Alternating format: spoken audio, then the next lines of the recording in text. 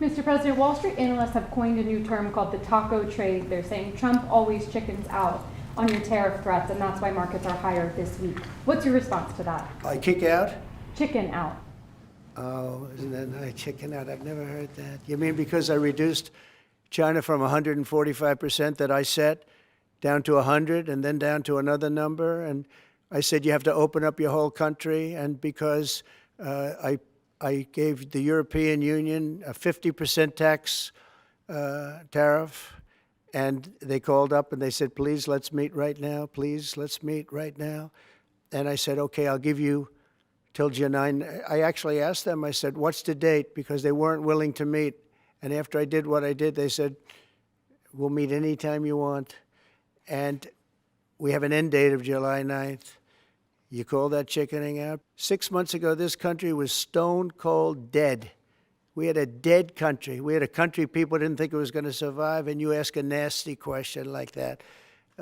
It's called negotiation, but don't ever say what you said. That's a nasty question. Go ahead. To me, that's the nastiest question. The president was in the Oval Office. He got asked about this comment that viewers might have heard here on the show last night. Ambassador John Bolton actually first brought it up. They were essentially saying that Wall Street is using this term about Trump, saying it is taco, essentially. Trump always chickens out is the term. The president himself was asked about this term today and his thought on it, and he reacted quite angrily. Wall Street analysts have coined a new term called the taco trade. They're saying Trump always chickens out on your tariff threats, and that's why markets are higher this week. What's your response to that? I kick out? Chicken out. Oh, isn't that nice? Chicken out. I've never heard that. We have the hottest country in the world right now. 6 months ago, this country was stone cold dead. We had a dead country. We had a country people didn't think it was going to survive, and you ask a nasty question like that. It's called negotiation. Don't ever say what you said. That's a nasty question. Go ahead. To me, that's the nastiest question. It wasn't the reporter who came up with that term, but instead it was the Financial Times commentator who joins me now, Robert Armstrong, who came up with this term, taco trade.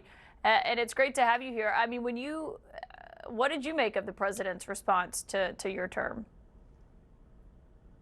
Well, first, I was sort of knocked over that something that I'd said in my newsletter at the Financial Times to kind of just capture a little aspect of this moment made its way to the White House.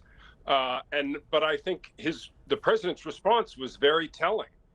The phrase hit a nerve with him because, of course, the facts support the taco thesis, whether it's been on electronics early on or the high tariffs on China or the Liberation Day reciprocal tariffs, or most recently, the high tariffs on Europe.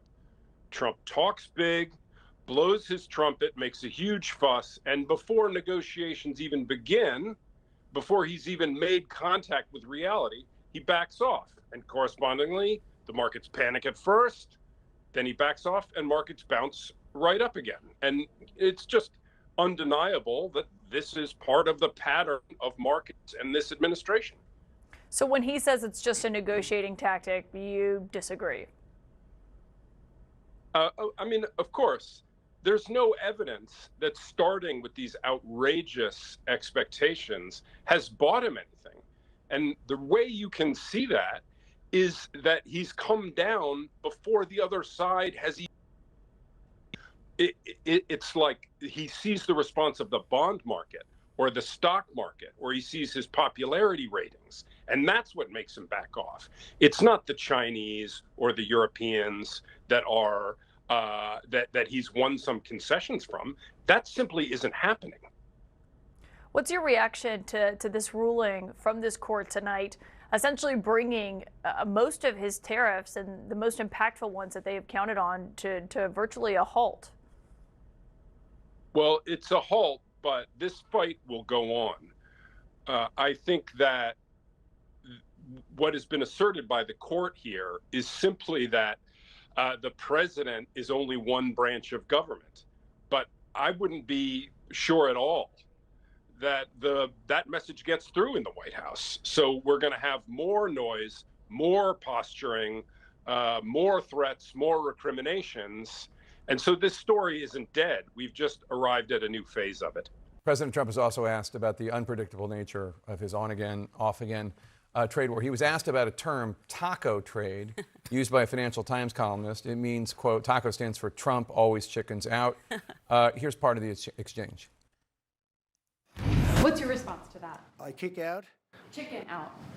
Oh, and then I chicken out. I've never heard that because I gave the European Union a 50% tax tariff, and they called up and they said, please, let's meet right now. Please, let's meet right now. We had a dead country. We had a country people didn't think it was going to survive, and you ask a nasty question like that.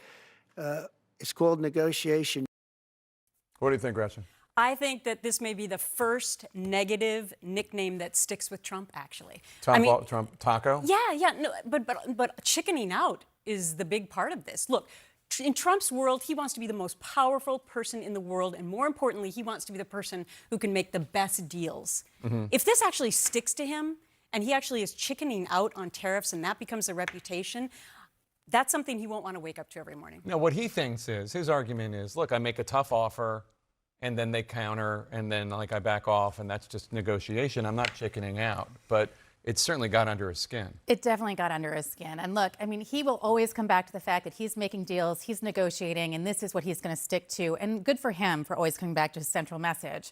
But I do think that this attack is really smart. So leave it to Wall Street to come up with something that is going to stick. I agree with you, because this isn't the big looming threat to democracy. This isn't the thing that gets people so scared and overwhelmed. This is actually something that people can point to and say, actually, is that true? What is he going to do? Is he going to chicken out?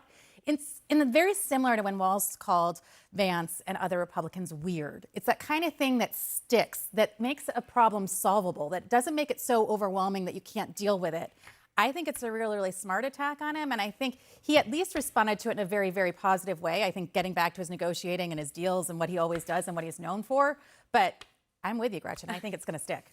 Out front tonight, taco. So what does TACO stand for? It stands for Trump always chickens out. It is an acronym that today got a lot of talk on Wall Street to describe Trump's tariff behavior. And so, as that was all making the rounds and people are talking about it, Trump's with reporters in the White House, and a reporter asks Trump to his face what he thinks about taco and tariffs. Wall Street analysts have coined a new term called the taco trade. They're saying Trump always chickens out on your tariff threats, and that's why markets are higher this week. What's your response to that? I kick out? Chicken out. Oh, and then I chicken out. I've never heard that. We had a dead country. We had a country people didn't think it was going to survive, and you ask a nasty question like that. It's called negotiation. Or whether the question was nasty or not, the term does come from a place of truth, which is that markets right now see Trump as a president who cries wolf on tariffs. The facts are that Trump has backtracked on the trade war, his own trade war, right, that he started at least 21 times so far. That's according to Forbes. And it's really hard to figure all this out because there's so many ups and downs all over the place. But let's just take China as an example, because on the issue of China, front and center, Trump slaps 145% tariffs on China and was adamant that he would not back down.